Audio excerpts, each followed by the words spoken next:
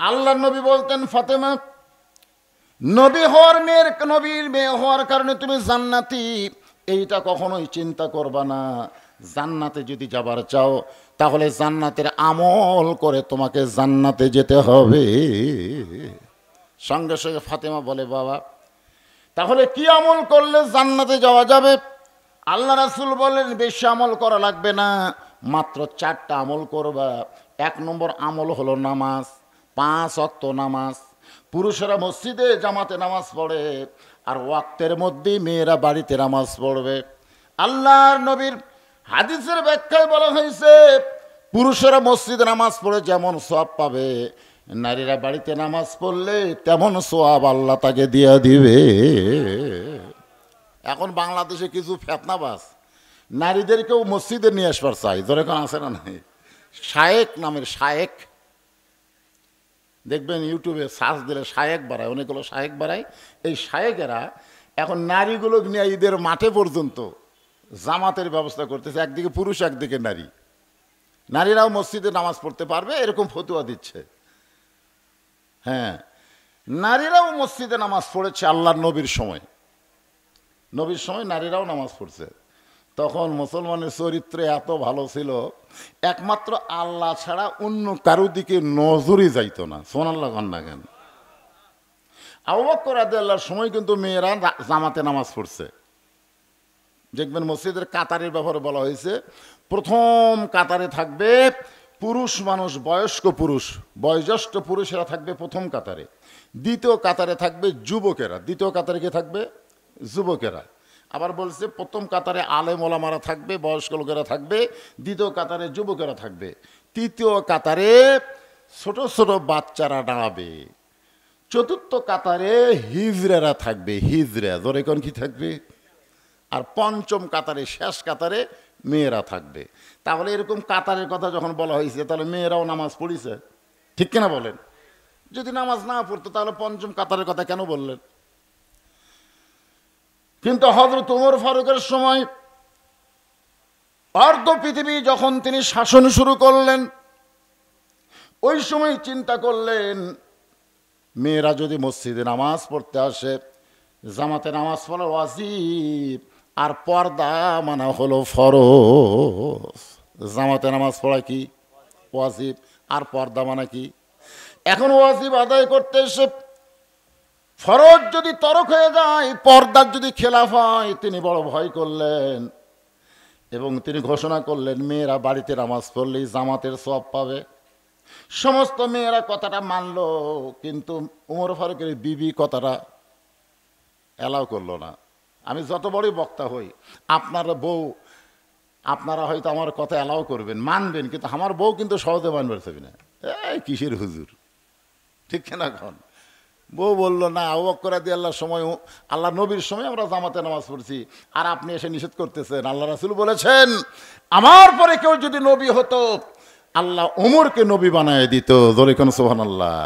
আজকে যে আমরা 20 রাকাত তারাবির নামাজ পড়ি, এই সিস্টেমটা কিন্তু হযরত ওমর রাদিয়াল্লাহু চালু করছে। সুবহানাল্লাহ। কোন অনেকে ফতোয়া দেয়, নবী তো 20 রাকাত পড়েনি।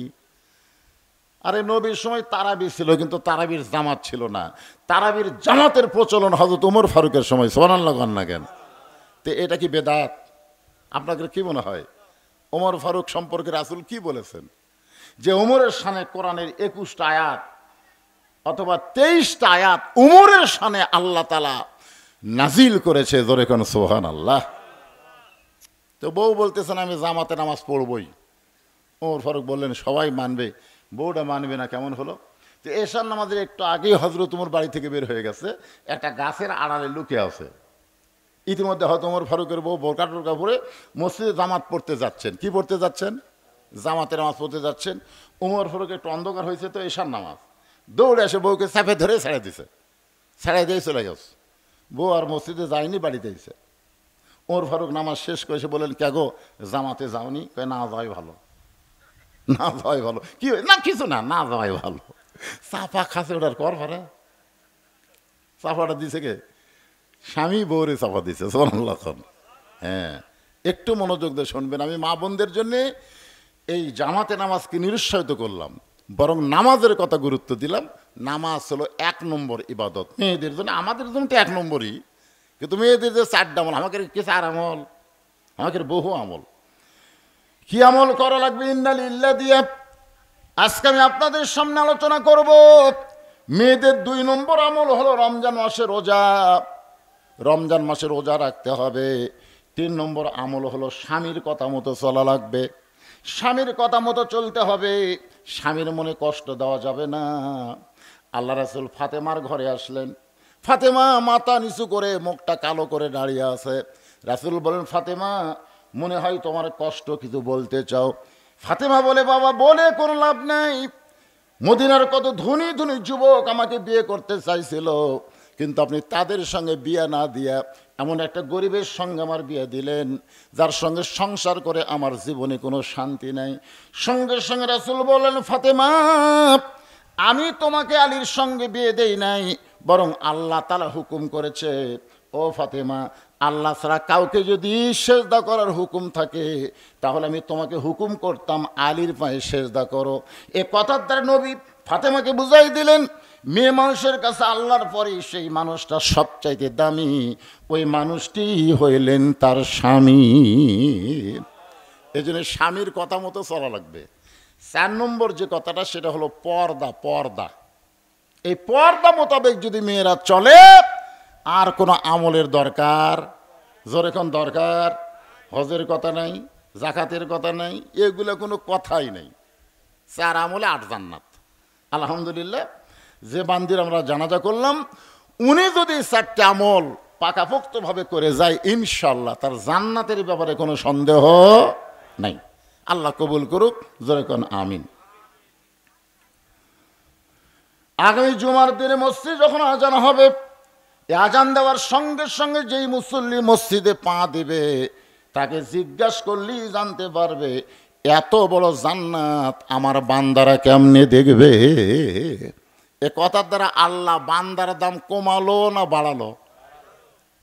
তা আগামী জুমার দিনে আজান দেওয়ার সাথে সাথে আপনার মসজিদে যাবেন? আজকের খবর কি পড়ছেন? কিন্তু আজানের গুরুত্ব খুবই কম। 5 ওয়াক্ত নামাজের আজান দেওয়ার সাথে সাথে মসজিদে যাওয়া লাগবে না, জামাত ধরলি হলো। জোরে কোন কথা ঠিক কিনা? জুমার নামাজের আজানের গুরুত্ব বেশি, নামাজের চাইতে আজানের গুরুত্ব বেশি। দেখেন আল্লাহ কোরআনে বলতেছেন, ইজানু দিয়ালিস সালাতি মিয়াউমিল জুমআ ফাসআউ ইলা যিকরিল্লাহ। ফাসআউ মানে শব্দের অর্থ হলো হাঁটাও না, দৌড়াও না, এত জোরে মসজিদে যাওয়া লাগবে। হুকুম কার?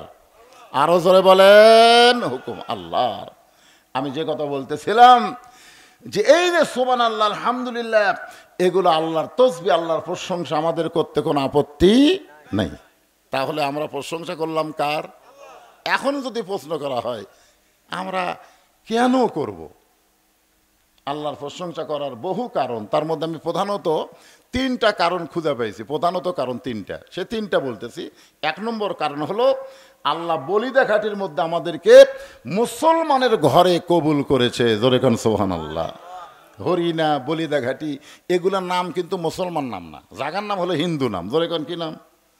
কিন্তু আমরা কি হিন্দুর ঘরত না মুসলমানের ঘরত? কথা কয় না রে বা।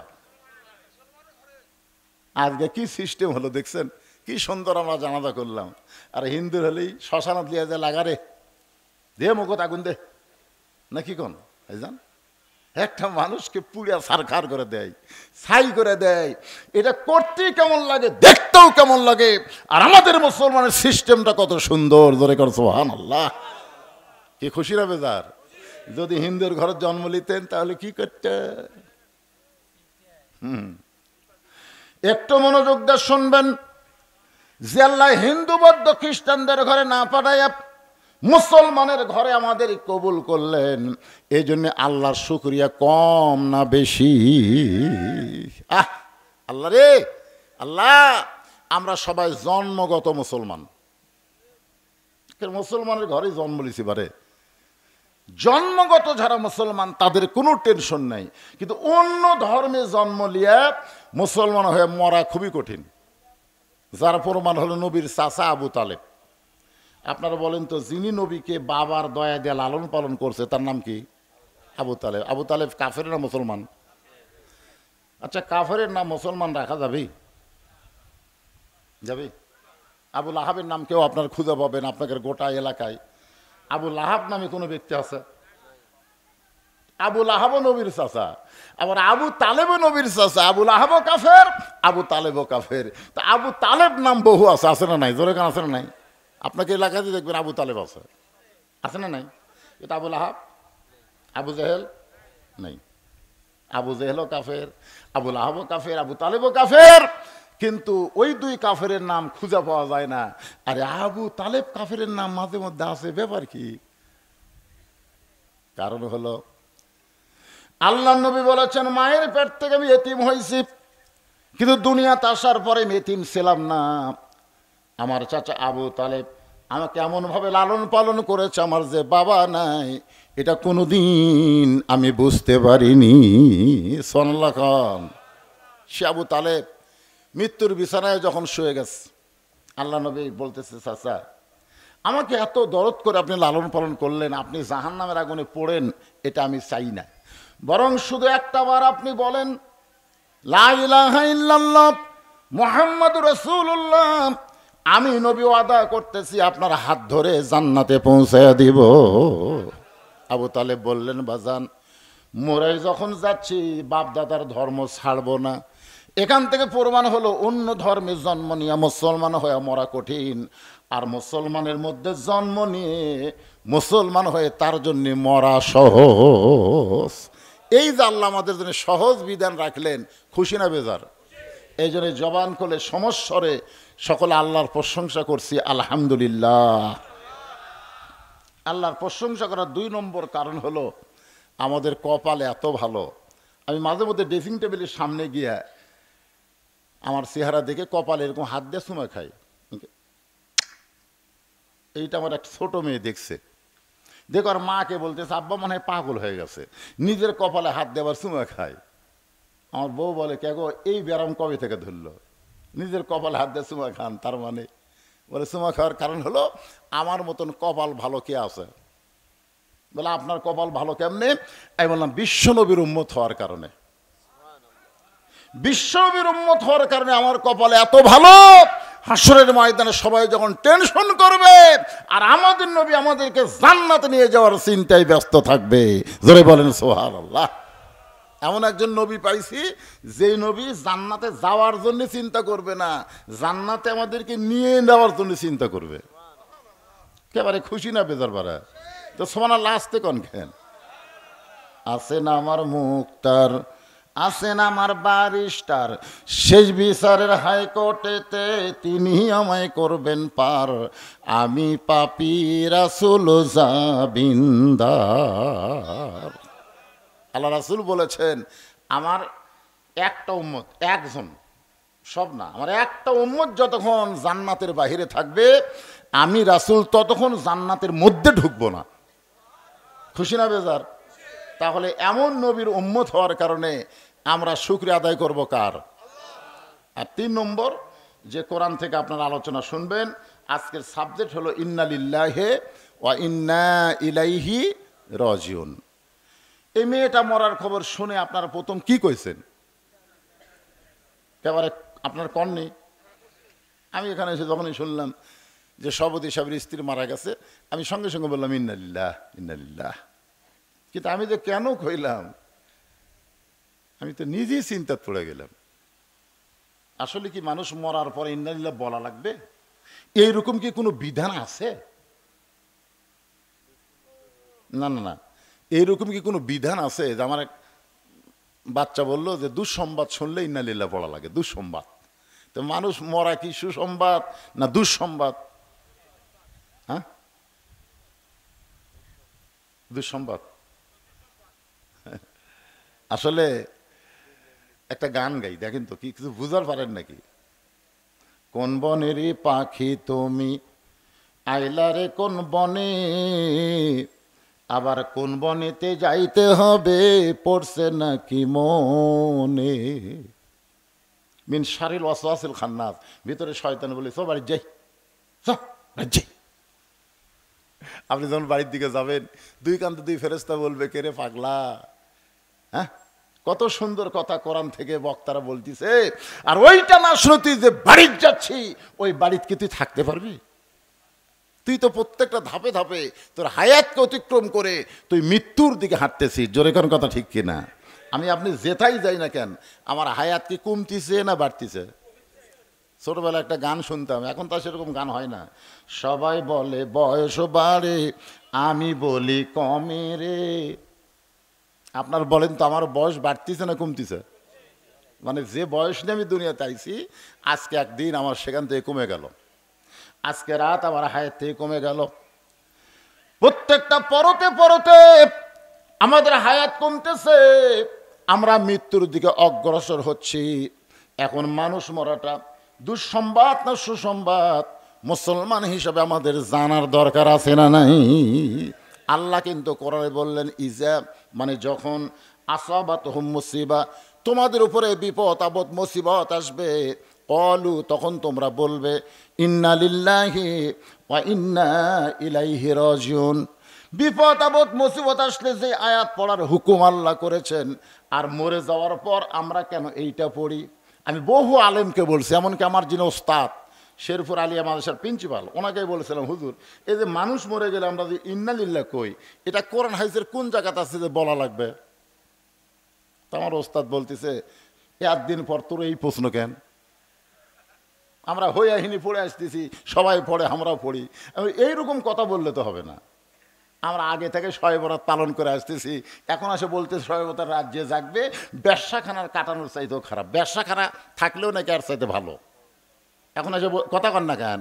এই শায়েখ যারা, তারা কি বলতেছে, শবে বরাতের রাতে ইবাদত করা চাইতে ব্যবসাখানায় যাওয়া ভালো। ব্যবসাখানা বোঝেন আপনারা? বোঝেন তো? নাউজুবিল্লাহ কন না কেন? পতিতালয়ে কাটারও ভালো, মসজিদে না কাটায় পতিতালয়ে কাটান। এইবার আবার রমজান মাসে এক শায়েখ হলো 26 তারিখ দিবাগত রাত জাগা বেদাত। কি বুঝতেছেন? তো সারা জীবন যেটা করে আসতেছি, তার দলিল থাকা লাগবে না? এই কথা কন না কেন? দলিল থাকা লাগবে, দলিল ছাড়া কাম করলে হবে? আপনি একটা জমির দলিল আছে না নাই? কথা কয় না কেন? দলিল আছে না? দুনিয়ার একটা জমি, দুনিয়ার একটা জায়গার যদি আপনার দলিল থাকে, আর আখিরাতে আপনি জান্নাতে যাবেন, সেই জান্নাতে আমল করার দলিল থাকা লাগবে না? দলিলে বাপদাদারা করতেছে, আমরাও করতেছি। তো বাপদাদা জমি ভোগ করে আসতেছে, এখন আপনি করতেছেন। একজন এসে বলতেছে, ভাই তুই যে জমি খাচ্ছিস তোর দলিল? বেশি কথা কইস না। ওর দাদা জমিদার আসলো, ওর বাপও জমিদার আসলো, এই শালা আর জমিদার আছে, তোর দলিল নাই, জাকাতুল লয়। আপনি তখন কি করবেন? আমরা অনেক আমল করতেছি, হাসরের ময়দানে যদি আল্লাহ বলে আমল তোর করবার কে কইছে, দলিল কি? কই দলিল নাই আল্লাহ, তোর একটাও কবুল হয়নি। আমি আমার হুজুরকে বললাম, হুজুর মানুষ মরার খবর শুনে যে ইন্না লিল্লাহ আমরা পড়ি, এই পড়ার দলিল কি? কোরআনে যে দলিল পাচ্ছি, এটা হলো বিপদ আপদ মুসিবতের সময় আল্লাহ বলেছেন, ক্বালু তোমরা বলো ইন্না লিল্লাহি ওয়া ইন্না ইলাইহি রাজিউন। তা আমার হুজুর বলতেছে, বাজান এগুলো দলিল টলিল বুঝি না, সবাই কয় হামও কই। আসলে কি সবাই বললে আমরা বলবো? আমাকে জানার অধিকার আছে না নাই? দরকার আছে। আজকে এখানে একটা জানাজা হলো দেখি তো, এ ওয়াজ আমার 38 বছর ওয়াজের জীবনে আমি কোনোদিন জানাজা করে এসে টেজত ওয়াজ করছি, আজকে প্রথম। আপনাকে কোনোদিন হয়েছে যে জানাজা করে ওয়াজ শুনছেন? কথা কন না কেন? তাহলে একটা নতুন অভিজ্ঞতা হলো না আমাদের। এই মিডিয়ার ভাইরা, এটা তোমরা ফলাও করে প্রচার করবে, হুজুর মাঠে জানাজা করে তারপরে টেজে আসলো। আমি তো আমার জীবনে একটা প্রথম জিনিস পেলাম, আগে জানাজা হলো, তারপর আবার ওয়াজ হচ্ছে। বাস্তব কথাগুলো আমি আপনাদের সামনে বলতেছি ভাইজান, বহু ওয়াজ জীবনে শুনবেন, আজকে একটু মনোযোগ দিয়ে কথাগুলো শুনবেন। রাজি আছেন সবাই? তো আমাদের এক মা মারা গেল, আমাদের একজন ভাই মরে গেল, আমাদের একজন বোন মরে গেল। মরার কথা শুনেই আমরা বিপদের আয়াত পড়লাম, ইন্না লিল্লাহ ইন্না লিল্লাহ। আসলে মুসলমান মরা বিপদ না, সুসংবাদ, এটা আমাকে জানা লাগবে তো, যে আমি তো আয়াতে কারিমা তেলাওয়াত করলাম, যারা মুসলমান হয়ে মারা যাবে তাদের কোনো ভয় নাই, তাদের কোনো চিন্তা নেই, মরার সঙ্গে সঙ্গে আল্লাহর জান্নাতের দরজা তাদের জন্য খুলে ধরা হবে। ধরে কেন সুবহানাল্লাহ। কবরে যাইতে দেরি হবে কিন্তু তাদের জান্নাতে ঢুকতে দেরি হবে না। এখন আপনারা বলেন, মরাটা খুশির খবর না কষ্টের খবর? তাহলে খুশির খবর শুনে এই বিপদের আয়াত আমরা কেন বললাম? অনেকেই এখন চিন্তায় পড়ে গেছেন, গোলক ধাঁধায় পড়ে গেছেন, মনে মনে ভাবতেছেন যে মরাটাই হলো সব চাইতে বড় বিপদ। আসলেই বিপদ, মরাটা হলো সবচাইতে বড় বিপদ। কার জন্যে? এই মরাটা হলো সবচাইতে বড় বিপদ কার জন্যে? যে নামাজ পড়েনি, যে রোজা করেনি, যে আল্লাহর কোনো হুকুম মানেনি, ওই বদমাইশের জন্য মরাটা হলো সবচাইতে বড় বিপদ। কারণ মরার সাথে সাথে তোর আযাব শুরু হবে। ধরে কোন কথা কন না কেন? আর আযাব শুরু হবে, মৃত্যুর সময় আযাব, কবরে আযাব, সব জায়গায় খেলে আযাব। এই যে সুদ খাচ্ছে, ঘুষ খাচ্ছে, টাকার পাহাড় জমাইছে, কবরে যাওয়ার সাথে সাথে বিষাক্ত সাপ এসে সাইজ করবে। ধরে কোন কথা ঠিক কিনা?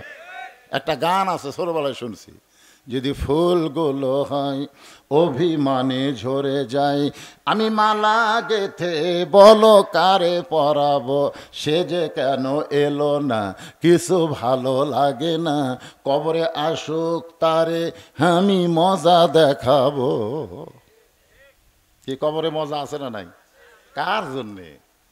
এখন যদি আপনারা বলেন হুজুর আমাকেরও জন্যে, তাহলে ইসলামও যা হিন্দুতে, এই ইসলামও যা হিন্দুতে, মুসলমানও যা কাফেরও তাই। গোলেমালে আলু করলে হবে না। আজকে জান্নাতের বাগানে বসে যারা রাত জাগাবার শুনতেছেন, আর যাই হোক তাদের কবর কবর হবে না, আল্লাহ তাদের কবরকে জান্নাতের টুকরা বানায় দিবে। কেমনে বানায় দিবে? এমনি দিবে না, কেমনে দিবে? এইটা মুসলমানের বাচ্চা হিসাবে আমাদের জানার অধিকার আছে না নাই? দরকার আছে না নাই? হ্যাঁ, একটু মনোযোগ দিয়ে শুনবেন। মনোযোগ দিয়ে শুনলেই বুঝতে পারবেন কঠিন কোনো সাবজেক্ট আপনাদের সামনে বলতেছেন। ভাই যাইতেই যখন হবে বাড়ির থেকে বের হলেই বউ কান গরম করে দেয়, দেখাশোনা আওয়াজ করবেন। আমি কি দেখবো? বলে দেখবেন বর্তমান সরকারের কোনো নেতা তেজত আছে কিনা, আশেপাশে পুলিশের গাড়ি, র্যাবের গাড়ি আছে কিনা, এগুলাকে দেখবেন, তারপর ওয়াজ করবেন। এগুলা থাকলে তেল আওয়াজ মারা বাড়িতে আসবেন। আমি বললাম, আমি যে বাড়িতে আসতে পারবো তার গ্যারান্টি কি? বলে না, এগুলা কঠিন ওয়াজ না করলে তো পুলিশ ধরবি না, পুলিশ না ধরলেই তো আপনি চলে আসবেন। আমি বলি পুলিশ না ধরে যদি আজরাইল ধরে, যেই কইছে আজরাইল, আর বউ চম করছে, এতদিন খালি পুলিশ ধরারই টেনশন করছি গো, আজরাইল ধরার কোনো টেনশন করিনি। আপনারা কি ধরার টেনশন করেন, পুলিশ না আজরাইল? এই ভোটের আগে আমাদের বগুড়াত কি হলো জানেন? যারা বিএনপি করে, জামাত করে, এরকম পুলিশ একেবারে বাছাই করে করে ধরা শুরু করলো। আমার এলাকার একজন নেতা ওই জেঁতা অবস্থায় গোরস্থানে একটা কবর খুঁড়িছে। একের গোরস্থানের মাঝখানে একটা কবর করে, সেই কবরের নিচে খেয়ার দিছে, তার উপর কম্বল দিয়ে, তার উপর ল্যাপ নেয়, আরামসে ঘুম পাড়ে। রাত্রেবেলা বউকে মোবাইল করে, কে গো খবর কি? বউ চুম করে বলে, আপনার খবর কি? বলে মাশাআল্লাহ, কোনো টেনশন নেই, এমন জায়গাতে আসি পুলিশের বাপেরও ক্ষমতা নেই এ জায়গাতে আসে। বউ বলতেছে তাহলে ভালো থাকেন। সন্ধ্যা থেকে এ পর্যন্ত 3 বার পুলিশ আইছিল। স্বামী বলতেছে যতই চেষ্টা করুক হামাক খুঁজে পাবি না। আসলে গোরস্থানের মধ্যে জেঁতা অবস্থায় শুয়ে থাকা আপনি কোন লক্ষণ ভালো মনে করেন? আপনাকে বোঝানোর জন্য বলতেছি, আজকের এই লাশ দাফন করার জন্য বোঝানোর জন্য বলতেছি। মনে করেন আল্লাহ আজরাইলকে বলতেছে যা তো পুলিশের চেহারায় ওর কাছে যা। কার চেহারায়? বর্তমানে মানুষ খালি বাংলার লোকেরা পুলিশ ধরার চিন্তা করতেছে, আজরাইল ধরার চিন্তাই করতেছে না। যা ওর কাছে পুলিশের পোশাক পরে যা। তা আজরাইল পুলিশের পোশাক পরে ওই গোরস্থানে যায়, বলতেছে কে রে ভাই? মাথা বার করে বলে, এই জায়গার তো খবর কে দিল? আমি তো মনে করছিলাম গোরস্থানের নিরাপদ, আর এই জায়গার তুই পুলিশ কেমনি খবর পালি? বলে আমি তো পুলিশ না ভাই, আমি হলো আজরাইল। তখন কান দেওয়া হলো, ভাই রে, বর্তমান বাংলাদেশে পুলিশ ধরার ভয়ে আজরাইল যে ধরবে এইটা আমাকে মনেই নেই। আজখন মা দুনিয়ার থেকে বিদায় নিল, এরপর আপনাকে মনে কি কয়? যে কোনো সময় ধরবার পারে? কথা কোন ধরবার পারে? তো কারা কারা ঈশার নামাজ পড়েননি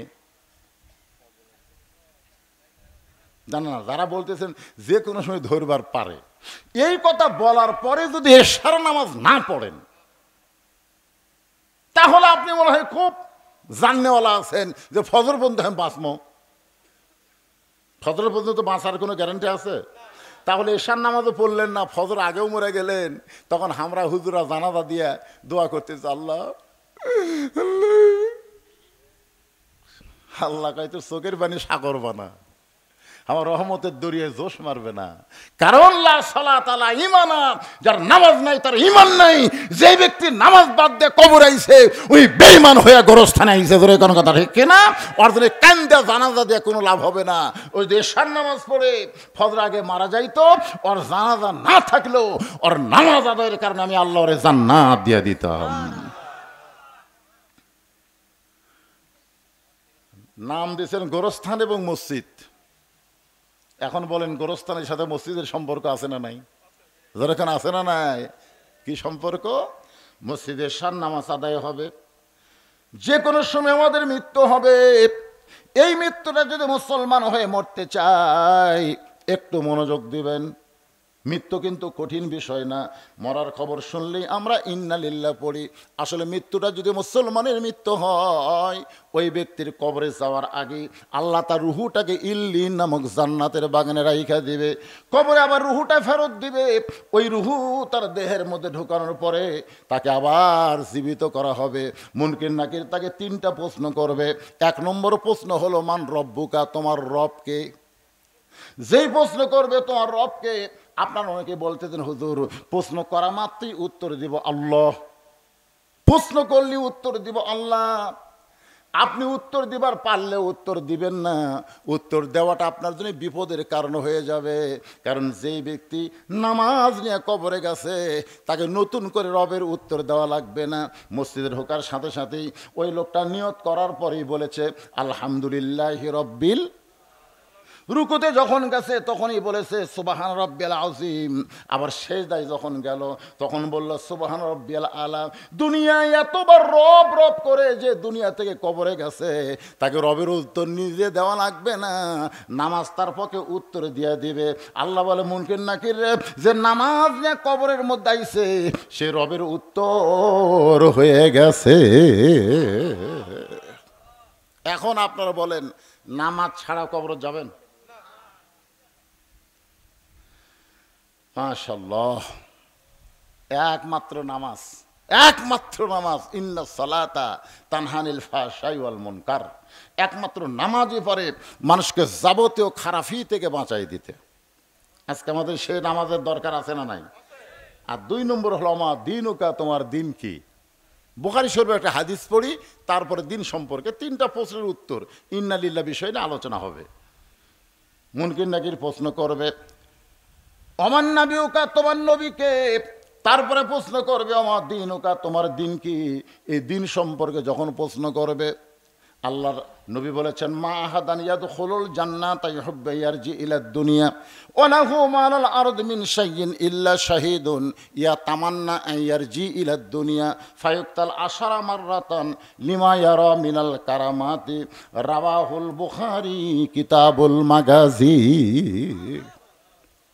আপনারা বলেন তো, মুয়াজ্জিন সাহেব যখন মসজিদে আজান দেয়, এই আজান দেওয়ার সাথে সাথে মসজিদে যাওয়া শুধু বাপের জন্যই ফরজ?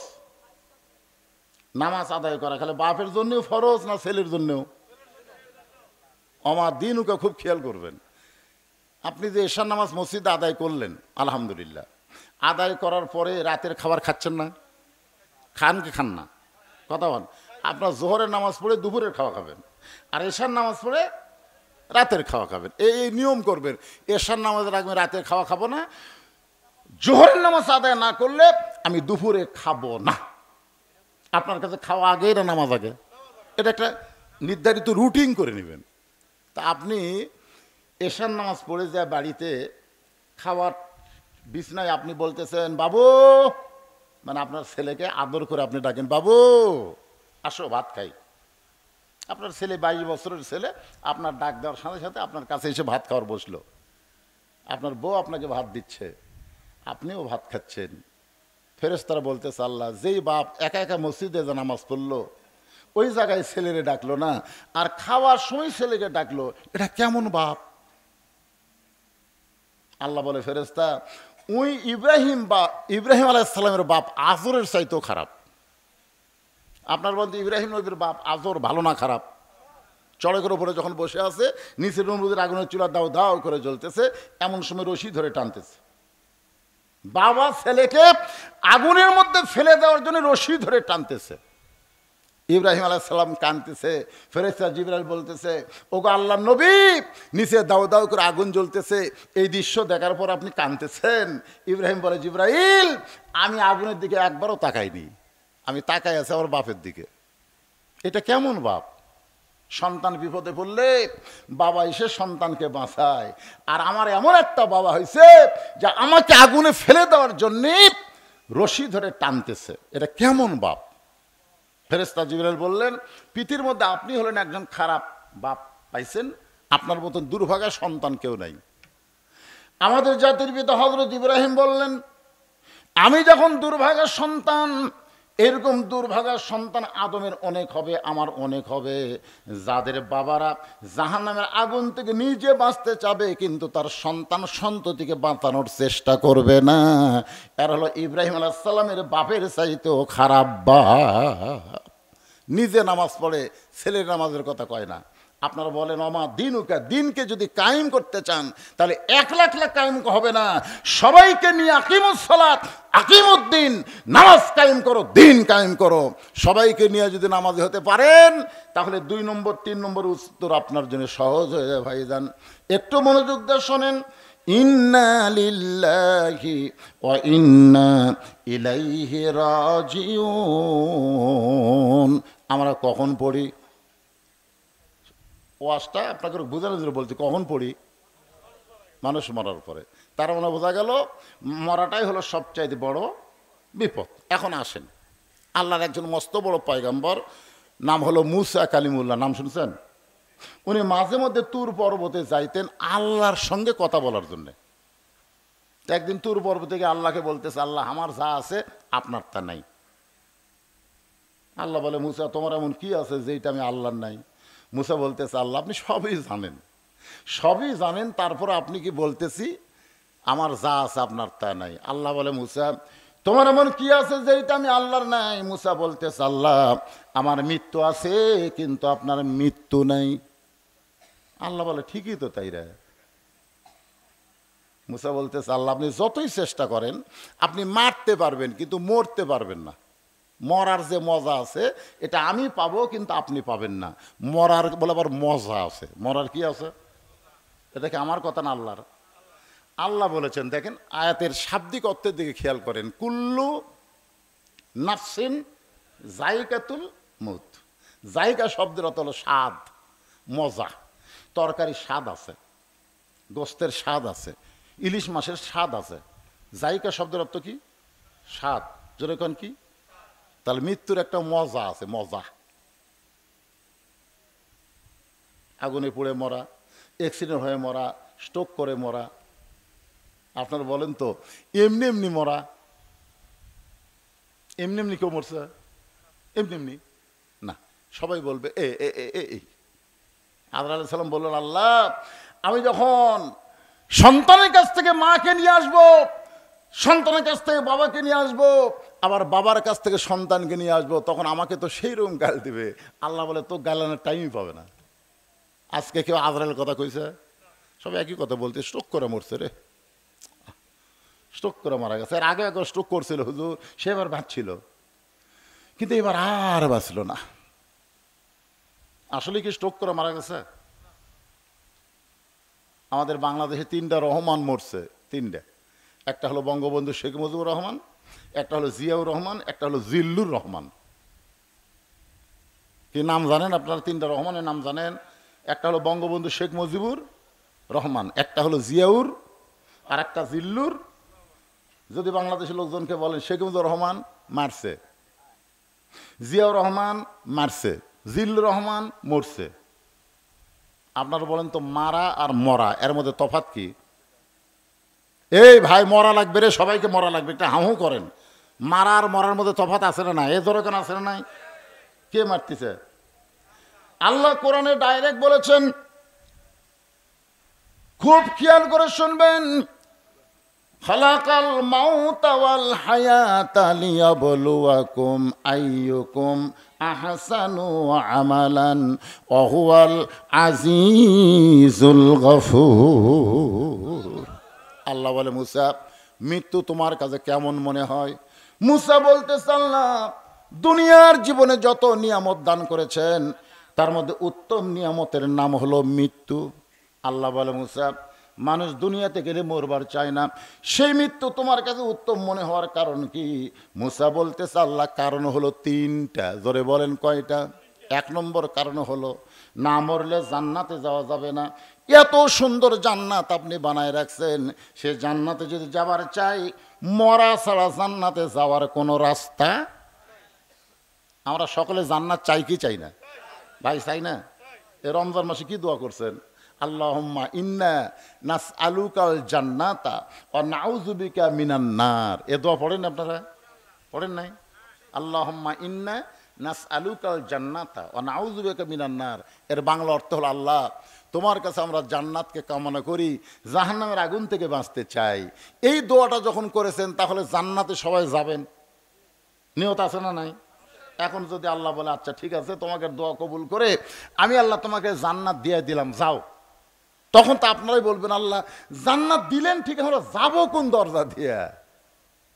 মুসা বলেন, আল্লাহ জান্নাতে যাইতে গেলে মরা লাগবে, মরা ছাড়া জান্নাতে যাওয়া যাবে না। এখন আমি আপনাদের মিছিল করে নেব, এই জানাজা করলেন, ভিতরে কোনো আফসোস থাকবে না। আমি যেই বলবো জান্নাতে যাইতে গেলে কি চাই, আপনার যাদেরকে আল্লাহ জবান দিয়েছে সবাই জবান খুলে বলবেন, মরতে চাই। কি বলবেন? পারবেন না? জান্নাতে যাইতে গেলে কি চাই? যারা বলতেছেন না তারা কিন্তু বিপদে পড়বেন। বিপদে পড়ছে ঈসা আলাইহিস সালাম। কার মধ্যে পড়ছে? এই ঈসা আলাইহিস সালাম কোন জায়গায় পড়ছে? বিপদে। লাইলাতুল মিরাজে নবী যখন সমস্ত নবী রাসূল ইমামতি করলেন, ফেরেশতা জিবরাইল বললেন, হুজুর আপনি যে আজকে ইমামতি করলেন বাইতুল মুকাদ্দাসে, যে মুকাদ্দাস এখন ইহুদিরা দখল করতে চায়, ওই ঘরের মধ্যে আমাদের নবী ইমামুল আম্বিয়া ইমামুল মুরসালিন ডিগ্রি পাইছে। ধরে কোন সুবহানাল্লাহ। নবী বললেন, জিবরাইল এরা কারা? বলে সমস্ত নবী রাসূল। আল্লাহ রাসূল বলেন, আমি একটু দেখবার চাই। এরকম বিশাল একটা মেম্বার নিয়ে আসা হলো। জিবরাইল বললেন, হুজুর এই মেম্বার আপনি চড়ে সমস্ত নবী রাসূলকে দেখেন।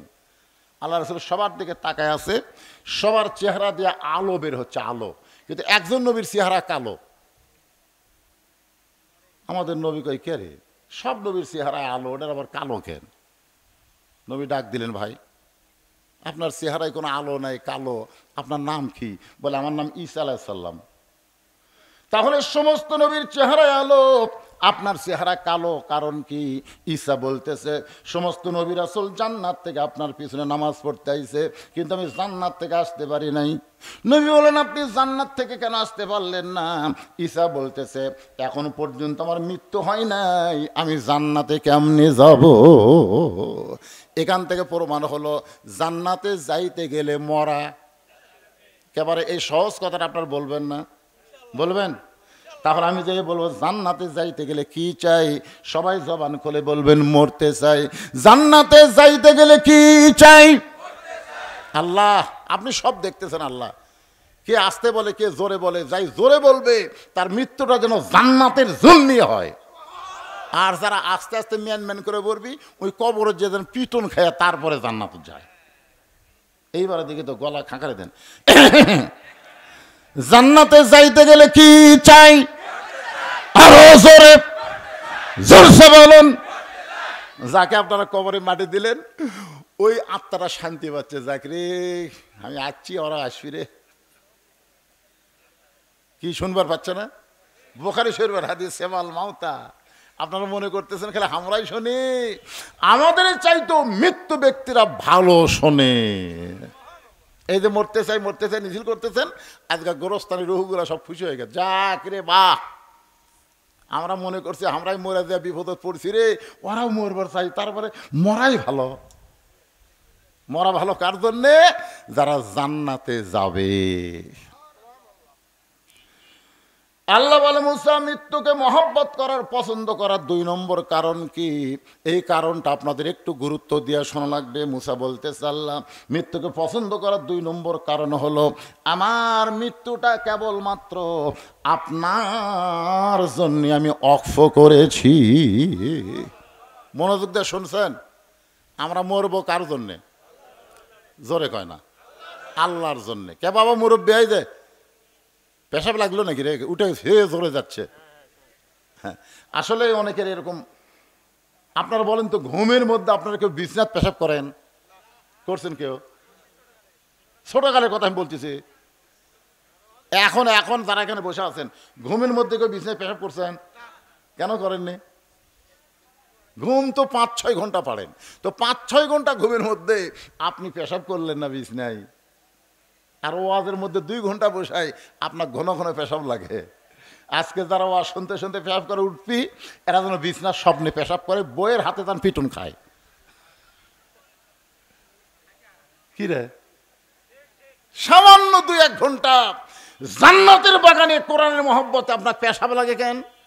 আল্লাহ কোরআনে বলেন অনুনাজ্জিলু মিনাল কুরআনি মা হুয়া শিফাউ ওয়া রাহমাতুল লিল মুমিনিন। মুমিনদের যাবতীয় রোগের ঔষধ হিসাবে, শিফা হিসাবে আল্লাহ কোরআন নাজিল করেছে। তা আপনি একটু মহব্বত করে দায়িত্ব নিয়ে মনোযোগ দিয়ে যদি কথাগুলো শোনেন, পেশাব লাগবে না। এদিক সেদিক মন দেন কেন? এই যে কবরের যারা গেল, পেশাব করবে, পায়খানা করবে? গোরস্থানের পাশেই জান্নাতের বাগানে কোরআনের মাহফিলে বসে আছেন, একটু মনোযোগ দিয়ে, বেশি সময় না। আমারও খেয়াল আছে বেশি রাত ওয়াজ করা যাবে না, ফজরের নামাজ আমাকে আদায় করা লাগবে। জোরেগণ ঠিক কিনা? এই জানাজার কারণে একটু দেরি হয়ে গেছে, যার কারণে আপনাদের হয়তো সামান্য একটু রাত হচ্ছে। এখন কয়টা বাজে? রাত 12:30 হয়ে গেছে। আচ্ছা যাক, এত রাত হইতো এই খেয়ালই করিনি, এখনই শুরু করতে 12:30 বাজে গেল। যাক ভাই, একটু একটু শোনেন মনোযোগ দিয়ে। তাহলে আমরা 2 নম্বর, মুসা আলাইহিস সালাম মৃত্যুকে পছন্দ করার কারণ হলো মরবো কার জন্যে? সবাই বলেন মরা তো লাগবি রে। বইয়ের জন্য মরবেন? প্রেমিকার জন্য মরবেন? নেতার জন্য মরবেন? নেতার জন্য জীবন দেব? শালা পাগলা রে, তুই মরে দেখ, নেতা তোর করে খোঁজ নিবি না। হ্যাঁ, একজন নেতার কথা বলতে পারেন, যেই নেতা হলেন আমাদের নেতা মুহাম্মাদুর রাসূলুল্লাহ। হ্যাঁ, সাইয়্যিদুল আম্বিয়া, সাইয়্যিদুল মুরসালিন। দরুদের মধ্যে আমরা বলি আল্লাহুম্মা সাল্লি আলা সাইয়্যিদিনা, সাইয়্যিদিনা, সাইয়্যিদিনা মানে আমাদের নেতা। ওই নবীর জন্য যদি জীবন দেন, ওই নেতার জন্য যদি জীবন দেন, ওই জীবনটা আল্লাহর জন্যই দেওয়া হবে। আল্লাহ নবী 2 জনা, প্রেম করেছেন গোপনা, মাঝখানে তো অন্য কারো জায়গা ছিল না। লা ইলাহা ইল্লাল্লাহ, এর সাথে কি আছে? মুহাম্মাদুর। আচ্ছা, এখানে কি ওয়া আছে? ওয়া কলেমের মধ্যে কি ওয়া আছে? ওয়া মানে আফস, এবং লা ইলাহা ইল্লাল্লাহ এবং মুহাম্মাদুর রাসূলুল্লাহ, ওয়া আছে। তার মানে কি? আতিউল্লাহ ওয়া আতিউর রাসূল, কুল ইন কুনতুম তুহিব্বুনাল্লাহ ফাত্তাবিউনি। উপায় নাই রে, উপায় নাই রে, উপায় নাই, নবী বিনে আল্লাহ পাওয়ার উপায় নাই। সবাই বলেন উপায় নাই রে, উপায় নাই রে, উপায় নাই, নবী বিনে পাওয়ার উপায় নাই। যদি জীবন দিতে চান আল্লাহর জন্য, নবীর জন্য, সেইটা ভিন্ন কথা। রাসূল বলেছেন লা ইউমিনু আহাদুকুম হাত্তা কুনা হাব্বা ইলাইহি মিন নাফসিহি। তুমি যতক্ষণ পর্যন্ত প্রকৃত মুমিন হতে পারবে না, যতক্ষণ পর্যন্ত নিজের জীবনের চাইতে আল্লাহ রাসূলকে বেশি মহব্বত না করবে। একটু মনোযোগ দিবেন। আমরা মরবো আল্লাহর জন্যে, মরবো নবীর জন্যে। আল্লাহ আমাদের সকলের মৃত্যুকে কবুল করুক, জোরে কান আমিন। মুসা বলতেছে, আল্লাহ মৃত্যুকে পছন্দ করার 2 নম্বর কারণ হলো আমার মৃত্যুটা আপনার জন্য অফ করেছি। সঙ্গে সঙ্গে আল্লাহর কুদরতি মুখে হাসি ফুটে গেছে। আপনার বলেন তো, আল্লাহর মুখ আছে না নাই? আল্লাহর হাত আছে না নাই? আল্লাহর চোখ আছে না নাই? আল্লাহর কান আছে না নাই? যখন আল্লাহ বলতেছেন সামিউম বাসির, আমি শ্রবণকারী এবং আমি দর্শনকারী, আমি দেখি এবং শুনি। আপনার বলেন শোনার যন্ত্রের নাম কি? কান। দেখার জিনিসের নাম কি? চোখ। আল্লাহ বলতেছেন তাবারাকাল্লাযী বিয়াদিহিল মুলক, গোটা পৃথিবীর রাজত্ব কর্তৃত্ব আমার হাতের উপরে। তার মানে আল্লাহর হাত আছে না নাই? এ কথা কোন আছে না নাই? আছে। আল্লাহর মুখ আছে, আল্লাহ কথা বলে। আল্লাহর চোখ আছে, আল্লাহ দেখে। মুসা নবী শুনতে পায়, আল্লাহর কুদরতি মুখে হাসি ফুটে গেছে। মুসা নবী কিন্তু আল্লাহকে দেখতে পায় নাই, কিন্তু শুনতে পেয়েছে। আপনি যে ঢাকার কোনো বন্ধুর সঙ্গে মোবাইলে কথা বলেন, বাটন মোবাইলে, ওই বন্ধু মোবাইল করতে করতে যদি কান্দে, আপনি এই বলিদা ঘাড়ি থেকে বুঝতে পারবেন আমার বন্ধু কাঁদতেছে। যদি বন্ধু হাসে তাহলেও কিন্তু আপনি বুঝতে পারবেন যে আমার বন্ধু হাসতেছে। আল্লাহর কুদরতি মুখে হাসি ফুটে গেছে। মুসা বলে, আল্লাহ আপনি হাসেন কেন? আল্লাহ বলে, হাসার কারণ হলো, মুসা রে তুমি বড় চালাক। আমার জন্য যারা মরবে, আমার জন্য মৃত্যুকে যারা অক্ষ করে দিবে, আমি আল্লাহ বলতেছি তাদের মৃত্যু নাই, তারা চির অমর হয়ে থাকবে। কত বড় সুন্দর কথা! আল্লাহর জন্য যারা জীবন দেয় তাদের মৃত্যুই নাই। এটা কি আমার কথা না, আল্লাহর কথা?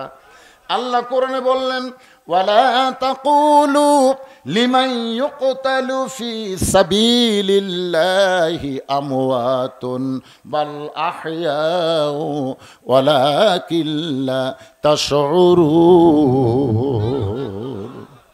আপনারা আল্লাহর জন্য কারা কারা মরবার চান? আল্লাহকে একটু হাত দেখেন। আল্লাহ হাতগুলো দেখো। আল্লাহ কে কে হাত তোলেনি রে? আল্লাহ যারা হাত তোলেনি, আল্লাহ তারকে মৃত্যু তোমার উপর ছাড়া দিলাম। কিন্তু যারা তুলেছে, আল্লাহ এ হাতগুলো তাদের তোমার জন্য মৃত্যু কবুল করো, জোরে কোন আমিন। হাত নামান। আল্লাহর জন্য যদি মরবার চাই, আল্লাহ যা বলছে এটা মানার দরকার আছে না নাই? কথা কন না কেন? হাত তুলে বললাম আল্লাহ তোমার জন্য মরবার চাই। যেরকম এক স্বামী জমিতে আবাদ করে, হাল চাষ নিয়ে গেছে। হাল চাষ বোঝেন? তাকে গরু দিয়ে হাল বতো, নাঙ্গল দিয়ে চাষ করতেছে। বউ আবার বাচ্চা কাচ্চা নাই, তো নিজেই স্বামীরে সকালবেলার খাওয়া পান্তা ভাত, আমাকে এলাকায় সকালের খাওয়া কৃষকের পান্তা ভাত। কি ভাত? 10টা বেজা যায়, 10টা বেজা যায়, পান্তা যায় না। স্বামী কয়েকের হাল বইতে বইতে আমার খিদে লেগে গেল। বউ বাড়িতে কি করতেছে? ওই হাল ছাড়া দিয়া প্যান্টি ঘুরাচ্ছে আর আসতেছে যে বাড়ির যা বউ তোকে সাইজ কর্ম। কিন্তু বাড়ির কাছে আইসা দেখে বউ কাঁদতেছে আর বলতেছে, আমার স্বামীকে এত ভালোবাসি, স্বামী ছাড়া আমি বাঁচতে পারবো না। স্বামীকে আমি এত ভালোবাসি রে, স্বামী ছাড়া আমি বাঁচতে পারবো না। স্বামীর রাগ পানি হয়ে গেছে। স্বামী যে পানটি ঘুরাচ্ছে বাড়ির যে মারবি, গান শুনে, আরে আমার বউ আমাকে এত ভালোবাসে। এখনো বলে, বিবি রে আর ভালোবাসার গান গাওয়া দরকার নাই, তাড়াতাড়ি আমার সামনে একটু খাবার দাও, পেটে আমার আগুন জ্বলছে। বউ বলতেছে, আমি স্বামীকে এত ভালোবাসি, খাবার দেওয়া আমার ভালো লাগে না। আমি স্বামীকে এত ভালোবাসি, কিন্তু খাবার দেওয়া স্বামীকে ভালো লাগে না। আপনার বলেন তো, এই ভালোবাসা দাম আছে? দাম আছে? তাহলে স্বামী দেখতেছে বউ আমাকে এমন ভালোবাসে, আমি হাইলাফান্তি ছাড়া তো উপায় দেখি না।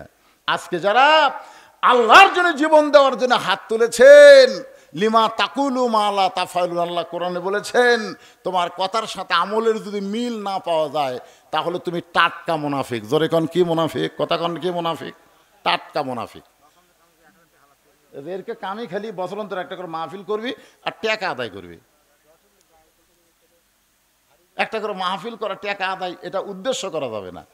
এটা উদ্দেশ্য কি? আমাদেরকে আল্লাহ দুনিয়াতে ইবাদতের উদ্দেশ্যে পাঠাইছে। জোরে কোন কথা ঠিক কেন? কি কথা কন না কেন? অমা খলাকতুল জিন্না ওয়াল ইনসা ইল্লা লিয়াবুদুন। ইবাদতের উদ্দেশ্যে তোমাদেরকে দুনিয়াতে সৃষ্টি করা হয়েছে। কিন্তু ইবাদতই যে আমরা সারা জীবন করি, নামাজ পড়ি, রোজা করি, কাজ কাম কিছু করি না, তাহলে চলবে? চলবে? টাকা আদায় এটা একটা প্রয়োজন, কিন্তু উদ্দেশ্য হচ্ছে আজকের মাহফিল দিয়া গুরুস্থানের মাইয়াতকে আল্লাহ যেন জান্নাত দেয়, আর আল্লাহ যাদের জীবিত রাখছে তাদেরকে যেন হেদাত দেয়। জোরে কথা কন না কেন? তো উদ্দেশ্য টাকা কালেকশন করা এটা প্রয়োজন, কিন্তু প্রয়োজনকে যদি আপনি উদ্দেশ্য মনে করেন, অন্য কোনো খেয়াল নেই, খালি একটাই খেয়াল টাকা। টাকা দরকার আছে না নাই? কিন্তু বেশি হলে কিন্তু বিপদ। আল্লাহ কোরআনে বলেছে, ইন্নামা আমওয়ালুকুম ওয়া আওলাদুকুম ফিতনা, নিশ্চয়ই তোমাদের সম্পদ আর সন্তান হলো তোমাদের বিপদের কারণ। আমাদের বাংলাদেশে যাদের টাকা বেশি আছে বিপদ কম না বেশি? আচ্ছা হাসরে একদিন আল্লাহ রাসূল বলেন, আবু বকর আজকে সকাল থেকে সন্ধ্যা পর্যন্ত তুমি কত টাকা রোজগার করলে, কত টাকা খরচ করলে, হিসাব দাও। তাও আবু বকর বলতে, হুজুর ঠিক আছে হিসাব দিচ্ছি, কারণ এখন না একটু পরে। একটা লোহার পাত আল্লাহ মরুভূমির মধ্যে রাখলেন, আল্লাহ রাসূল রাখলেন, ওই পাতে সূর্যের তাপ পড়ে গরম হয়ে গেল। এখন আবু বকর বলতেছে, ওই পাতের উপর চড়ে হিসাব দাও। আবু বকর রাদিয়াল্লাহু হিসাব দিয়ে দিতে একসময় বললো, হুজুর আমার পায়ের তালু জ্বলে যাচ্ছে, পুড়ে যাচ্ছে, আমি তো পুরা হিসাব দিয়ে পারলাম না। রাসূল বললেন, তাহলে নামো। মানে সকাল থেকে সন্ধ্যা পর্যন্ত কত আয় করছে, কত ব্যয় করছে, এর হিসাব চাইতেছে, একদিন হিসাবই ওর উপর দিবার পারলো না। এখন বলে, ওমর তুমি হিসাব দাও। ওর ভর হিসাব দিতে 4 আনা, 16 আনার 4 আনা দিতে কয়, হুজুর আর পারতেছি না, নেমে যাও। ওসমানকে বলতে, তুমি হিসাব দাও। ওসমান গুনি 16 আনার 2 আনা হিসাব দিতে কয়, পায়ের তাউলা পুড়ে গেল। আল্লাহ রাসূলকে, নেমে যাও। এখন আলী বলে, আলী তুমি হিসাব দাও। আলী উঠে বলতে, ধরো কামাইও নাই খাওয়াও নাই, কামাইও নাই খাওয়াও নাই। নবী কয়, নাম রে, কয় কিছু হয় না তো, কামাইও নাই খাওয়াও নাই, মানে কামাইও করেনি খায়ও নি, ওর পায়ের তালাত গরমও লাগে না। সোনার লাগান না গান। তা আজকে যাদের সম্পদ বেশি আছে, ঠেলা কম না বেশি? এ কথা কারণ হিসাব আল্লাহ পাই করে হিসাব নেবে। এই জন্যে সম্পদ রহমত, সম্পদ বিপদ। আমি কমিটির ভাইদেরকে বলবো, গভীর রাত হয়ে গেছে, আমি একটু আজকে একজন মা দুনিয়া থেকে চলে গেছে, ইন্না লিল্লাহ নিয়ে কথা বলতেছি, একটু মনোযোগ দা, আপনারাও শোনেন। সবাইকে হিসাব দেওয়া লাগবে, সবাইকে কবরে 3টা প্রশ্নের উত্তর দেওয়া লাগবে। জোরে কোন ঠিক কিনা? উত্তর যেন আমাদের পক্ষ থেকে আল্লাহ দেয়। এইটা কেমনে দিবে, এই বিষয়ে কথাগুলো আপনাদের সামনে বলতেছি। এখন আল্লাহর জন্য জীবন দিবার গেলে আল্লাহর হুকুম আমাদের আমল করার দরকার আছে না নাই? এ দরকার আছে না নাই? আল্লাহর হুকুম হলো সৎ পথে চলতে হবে, সৎ কথা বলতে হবে। আল্লাহর হুকুম হচ্ছে আমাদেরকে 5 ওয়াক্ত নামাজ আদায় করা লাগবে। আল্লাহর হুকুম হলো আমাদেরকে হালাল ভক্ষণ করা লাগবে, হারাম স্পর্শ করা যাবে না। আল্লাহর হুকুম হলো মা বোনদের জন্য, অকরনা ফি বুয়ুতিকুন্না ওয়ালা তাবাররাজনা তাবাররুজাল জাহিলিয়াতিল উলা। এ মেয়েরা, তোমরা ঘরের মধ্যে থাকো, ঘরের বাহির তোমরা হও না। কোনো প্রয়োজনে যদি ঘরের বাহির হও, তাহলে হেজাব নিয়ে, পর্দা নিয়ে হবে। ওই জাহিলি যুগের মেয়েদের মতন সাজুগুজু করে রাস্তায় বের হওয়া যাবে না। এই হুকুমকার, আরো জোরে বলেন হুকুমকার। আমার মায়েরা শোনেন, গভীর রাত্রে আজকে এই গ্রামের একজন মাকে কবর দেওয়া হলো, তারা জানাজা হলো 11টার সময়। তাহলে 11:30টায় এটা কি প্রথম রাত না গভীর রাত? জোরে কোন, গভীর রাত না প্রথম রাত? আজকের যে মাকে আমরা দাফন করলাম, গভীর রাতে তাকে দাফন করা হলো। গভীর রাত্রে দাফন হয়েছে মা ফাতেমার। দাফনের কাজে কোনো মানুষ তার সঙ্গে ছিল না। একজন ব্যক্তি তাকে কাঁধে করে নিয়ে জান্নাতুল বাকির মধ্যে দাফন করে। আল্লাহর কাছে বলতেছে, আল্লাহ ফাতেমার জীবনে কোনো সুখ ছিল না, দুনিয়ার জীবনে এসে শান্তি পায় নাই, কবরের জীবনে তাকে একটু শান্তি দিও আল্লাহ, ফাতেমাকে তুমি কবুল করে নাও। এই দোয়া করার সঙ্গে সঙ্গে আলী তাকায় দেখে সামনে কয়েকটা পুরাতন কবর দেখা যায়। এইমাত্র ফাতেমার কবর দিল, সেই ফাতেমার কবর আর দেখা যায় না। আলী গোটা জান্নাতুল বাকির মধ্যে দৌড়ায় আর বলে, ফাতেমার কবর এখনই কবর দিলাম, সেই কবরটা কোথায় গেল? আল্লাহ ডাক দিল, আলী রে, তুমি যতই দৌড়াও ফাতেমার কবর তুমি দেখতে পাবা না, তুমি নিজেই দাফন করে তোমার কাছ থেকে কবর হারিয়ে গেল। শুনে নাও, ফাতেমা পর্দানিশী, আমি আল্লাহ জহুরা ডিগ্রি দিয়া ফাতেমার কবরটাকে কিয়ামত পর্যন্ত পর্দা করে দিয়েছি। তাহলে পর্দা মানে কার হুকুম? এটা জীবিত অবস্থায় না মরার পর? আপনাকে এলাকায় মেয়ে মানুষ মরে গেলে কয় কাপড় দেয়? হ্যাঁ, আজকে যে কাফন পরানো হয়নি, কয় কাপড়? আচ্ছা, মরার পরে যদি মেয়েকে 5 কাপড় দেওয়া হয়, আচ্ছা মেয়ে মানুষের খাটনি আবার কি দিয়ে ঢাকে? চাদর দিয়ে ঢাকে না? তো 5 কাপড় দেওয়ার পরেও আবার খাটনি কেন ঢাকলেন? কথা কয় না। পর্দা। তার মানে বোঝা গেল মেয়ে মানুষের শুধু 5 কাপড় দিয়ে হয় না, তার লাশটা পর্যন্ত ঢাকা থাকা লাগে পর্দা। তো মরার পরে যদি এত পর্দা করা লাগে, বাঁচা অবস্থায় পর্দা কম না বেশি? মরার পরে শয়তানি নিয়ত করে কেউ তাকায়? এ কথা কন না কেন? একটা মহিলা মারা গেলে তার ভিতরে শয়তানি নিয়তে কেউ তাকায়? তো কেউ শয়তানি নিয়তে তাকাবে না। ওই সময় যদি 5 কাপড় দিয়া লাশটা চাদর দিয়ে ঢাকা রাখা লাগে, আর জীবিত অবস্থায় যুবতী মেয়েদেরকে সবাই শয়তানি চোখে তাকায়, ওই সময় মেয়েদেরকে কয়টা কাপড় পরা লাগবে? ইসলামে এই নিয়ম আছে না নাই? জোরে কোন আছে না? কথা কন না কেন? কার হুকুম? আমি মা বোনদের জন্য বলতেছি, আপনাদের আল্লাহর হুকুম, পর্দা যদি ঠিক মতো আমল না করেন, 5 কাপড় না 50 কাপড় দিয়েও যদি কবরে নামানো হয়, কোনো লাভ হবে না। জোরে কোন কথা ঠিক কিনা? আমলের সম্পর্ক জীবিত অবস্থায়, মরার পরে আমলের সম্পর্ক কার সাথে? জীবিত অবস্থায় আল্লাহর সাথে। আমার মায়েদের কথা বলে এখন ওই যুবকদের বলবো, বাজান, আল্লাহর জন্য যারা জীবন দেব, আল্লাহর হুকুম মানতে হবে। আল্লাহর হুকুম হলো 5 ওয়াক্ত নামাজ। আল্লাহর জন্য জীবন দেওয়া মানে বাতিলের বিরুদ্ধে লড়াই করা লাগবে। যেমন ফিলিস্তিনের মুসলমান আল্লাহর জন্য জীবন দিচ্ছে। আল্লাহর জন্য জীবন যারা দিবে তাদের মৃত্যু হবে না। আল্লাহর জীবন দেওয়া আল্লাহ থেকে চিরস্থায়ী অমরত্ব দান করে দিবে। আল্লাহ বলে, মুসা, মৃত্যুকে পছন্দ করার 3 নম্বর কারণ কি? মুসা বলতেছে, আল্লাহ মৃত্যুকে পছন্দ করার 3 নম্বর কারণ। এটা বলি শেষ রে ভাই, এটা বলি না, এটা বলি ইন্না লিল্লাহির ওয়াজ শেষ। একটু মনোযোগ দেন। আমি একটা গান গাইতো, দেখেন বুঝতে পারেন নাকি? চলতে পথে 2 দিন থামিলাম, যাবার কালে একজন আরো দেখা না পাইলাম। ও আমার সাদের মালা যাই রে ছিঁড়ে, রইব না আর বেশি দিন তোদের মাজারে। যিনি যে মাইয়াত মারা গেল, তার সন্তান আছে না নাই? স্বামী আছে না নাই? তারা হয়তো বাপ মাও থাকতে পারে। বাপ মা আছে জীবিত না মারা গেছে? যাই হোক, বাপ মা মারা গেছে, তার সন্তান আছে, স্বামী আছে, ভাই আছে, আছে না নাই? আপনারা বলেন তো, সাথে কে গেছে? চলতে পথে। দেখেন, মুসা আলাইহিস সালাম মৃত্যুকে পছন্দ করার 3 নম্বর কারণ বলতেছি। এই কারণ বলার আগে একটা গান গাইলাম, একটু বোঝার জন্য, সহজ করার জন্য। চলতে পথে আমরা কয়দিন? এ ভাই, দুনিয়ার জীবন কিন্তু আখেরাতের তুলনায় 2 দিনের বেশি না। মাস্তানি মারতেছেন কি হনুরে? কিছুই না। যাবার কালে একজন আরো দেখা না পাইলাম, সহায় সম্পত্তি সব থুয়ে আজকে অন্ধকার কবরে চলে গেছে। তার হয়তো কানের দুল, নাকের ফুল, অনেক সোনা দানা টাকা পয়সা থাকতে পারে, কিন্তু কিছুই নিয়ে যাওয়ার পারে নাই। খালি হাতে ফকির হয়ে অন্ধকার কবরে চলে গেছে। ঠিক কিনা বলেন? এখন গানটা খেয়াল করেন, কিন্তু যেদিন ডাক পড়িবে, জানি না তো এই জন্য বলা হচ্ছে কিন্তু যেদিন ডাক পড়িবে, কবর মাঝে যাইতে জোগাড় কিছু করছো বন্ধু, তার মাঝে বিছাইতে। যে কোনো সময় আমাদের ডাক পড়বে। ঠিক কিনা বলেন? এখানে বলা হচ্ছে কিন্তু যেদিন মানে কোন দিন? তারিখ নাই। তাহলে তারিখবিহীন মৃত্যুর তারিখ, জানাবিহীন মৃত্যুর তারিখ যদি আমাদের সকলের সামনে না পিছনে? জোরে বলেন ভাই, সামনে না পিছনে? সামনে, পিছনে না। মৃত্যুকে পিছনে ফেলে কেউ সামনে যাওয়ার ক্ষমতা কারো নাই। তাহলে সবার সামনে মৃত্যু আছে, যে কোনো সময় মৃত্যু হবে।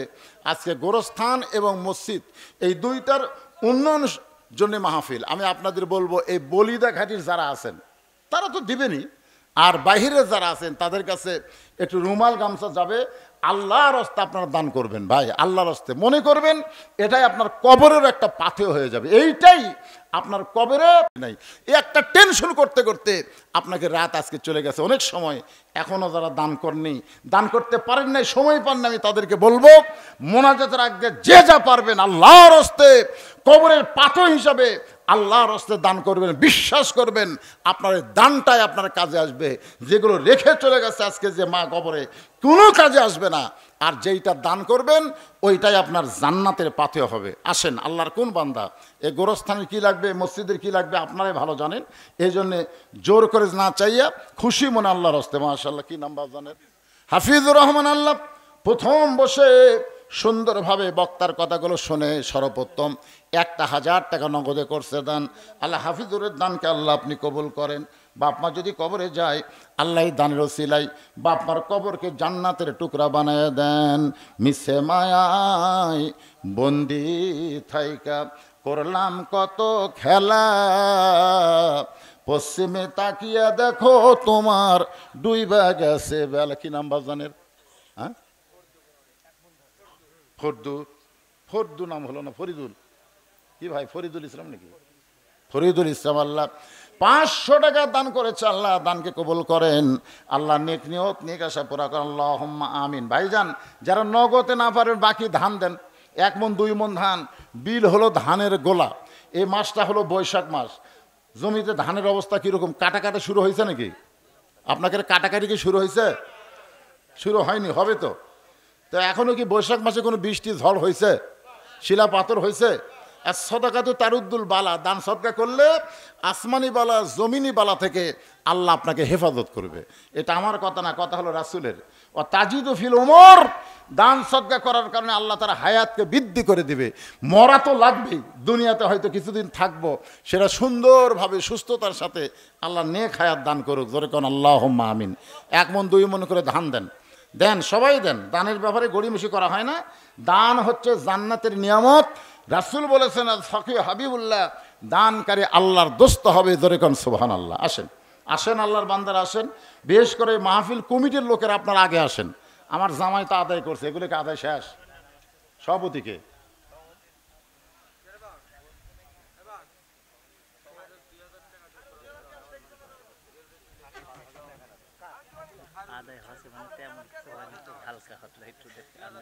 তাহলে তো বলতেছি তো, সেটা দেওয়া লাগবে না। আরে লেখেন, উনি সকালে দিবে 2000 টাকা। কে কার নামে লেখেন? কি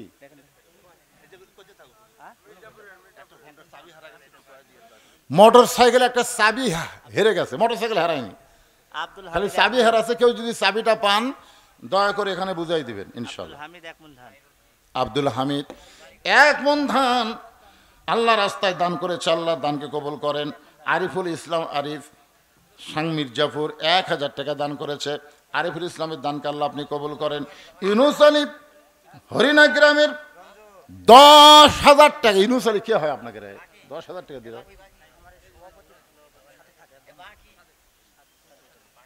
দিবে তো? দিবে, আচ্ছা। লিল্লাহি তাকবীর। ইউনুস আলী 10,000 টাকা দান করেছে। আল্লাহ তার দানকে কবুল করেন। রিজাউল হক হরিণা গ্রাম থেকে 20,000 টাকা। একেবারে এটা সত্যি?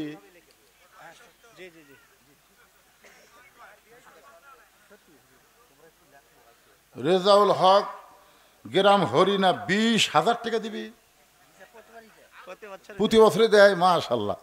আমি মনে করতেছি না না, একটু দেখতে কেমন লাগে যে গ্রামের লোক না। হরিণা তো পার্শ্ববর্তী গ্রাম, হরিণা আমি আগে আসতাম 12 বার। আর রেজাউল হক আল্লাহ 20,000 টাকা দান করেছে। আল্লাহ তার দানকে কবুল করেন। আল্লাহ নেক নিয়ত নেকাশা পুরা করেন। রওশন আলী কলম গ্রামের নগদ 1000 টাকা দান করেছে। রওশন আলীর দানকে আল্লাহ আপনি কবুল করেন। আল্লাহুম্মা আমিন। আনিসুর রহমান 20,000 টাকা ধরে বলেন মারহাবা। এর বাড়ি কুটি? আচ্ছা আচ্ছা, মাশাআল্লাহ। মাহফিলের সার্বিক দায়িত্ব আনিসুর রহমান 20,000 টাকা দান করছে। আল্লাহ কবুল করেন। আব্দুল কাদের মির্জাপুর থেকে 1 মণ ধান দান করছে। আল্লাহ কবুল করেন। তোরাব মেম্বার কলম গ্রাম থেকে নগদ 1000 টাকা দান করেছে। আল্লাহ দানকে কবুল করেন। নাম হলো ফকরম আলী, কলম গ্রাম থেকে 500 টাকা নগদ দান করেছে। আল্লাহ কবুল করেন। কাজল মাস্টার 1000 টাকা দান করেছে কলম গ্রাম। আল্লাহ নগদে দানকে আল্লাহ আপনি কবুল করেন। আব্দুল লতিফ হেলাল মাস্টার 10 বস্তা সিমেন্ট দান করেছে। সিমেন্ট কি জন্য দরকার? মসজিদ দরকার, মসজিদের জন্য 10 বস্তা সিমেন্ট দান করেছে সামারি গ্রামের আব্দুল লতিফ। আল্লাহ দানকে আল্লাহ আপনি কবুল করেন, আল্লাহুম্মা আমিন। কোনটা?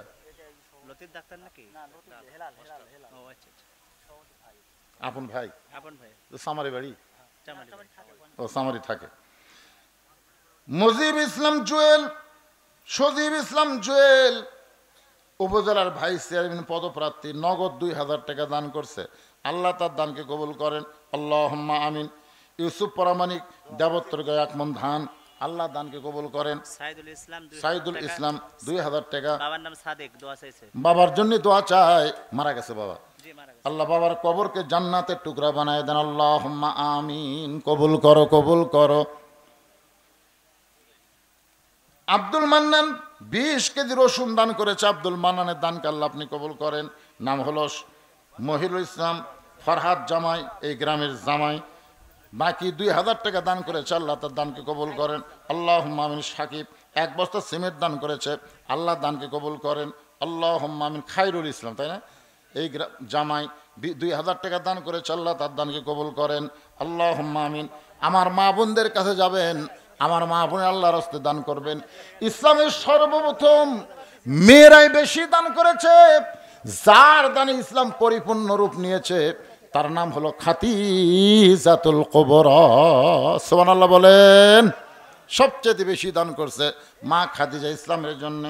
আল্লাহ কামাল হোসেন 5000 টাকা বাকিতে দান করেছে, আল্লাহ কামাল হোসেনের দানকে আল্লাহ আপনি কবুল করেন, আল্লাহুম্মা আমিন। হ্যাঁ, সম্পদ কিন্তু থাকার জিনিস না, যেভাবে খরচ হয়ে যাবে, শেষ হয়ে যাবে। দিয়ে আল্লাহ বোঝে মন কাইডা নিতে কতক্ষণ, এজন্য সবাই দান করুন ইনশাআল্লাহ। আল্লাহ আলহাজ শমশের আলী নগদ 500 টাকা, বাকি 500 টাকা, মোট 1000 টাকা দান করেছে, আল্লাহ তার দানকে কবুল করেন, আল্লাহুম্মা আমিন। ভাইজান, আপনাকে ভিতরে গামছাতে আদায় করে কেউ নাই? করছে? আদায় করছে? ও, আপনারা এই ভিতর থেকে ওঠেন। এনাকে হয়তো 10, 20, 50, 100 টাকা দিবে, অনেকে আসে না, উপর আসে না, শরম করে।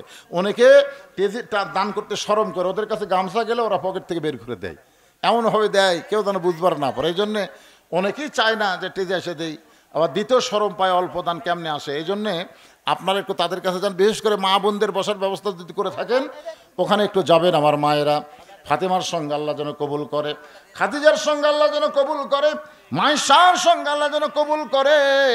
আমার মায়েদের বাবা মা যাদের কবরের কাছে, বাপ মার মন হলো অত্যন্ত নরম। আনোয়ারা আল্লাহ 500 টাকা দান করছে, আনোয়ারার দানকে আল্লাহ আপনি কবুল করেন, আল্লাহুম্মা আমিন। আপনাকে কমিটি সবাই দিশাই দেয়, আপনাকে সবাই দিশা যা, আলহামদুলিল্লাহ।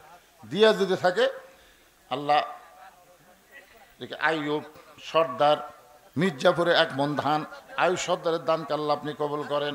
নাম হলো হজরত আলী বলিদাঘাট, 1000 টাকা দান করেছে, আল্লাহ তার দানকে কবুল করেন।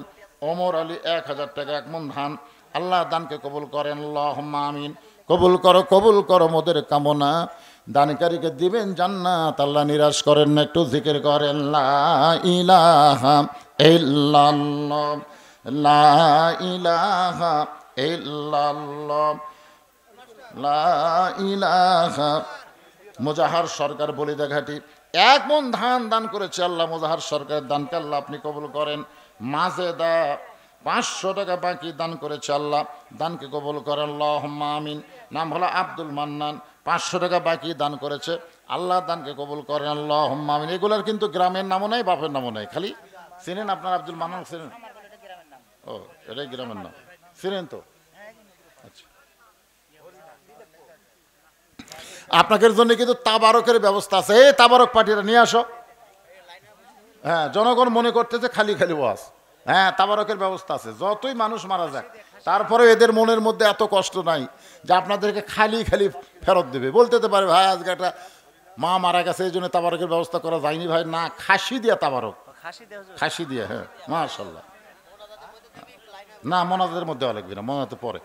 আপনারা একটু সাইজে বসবেন আমার আদায়ের ভিতর দিয়েই।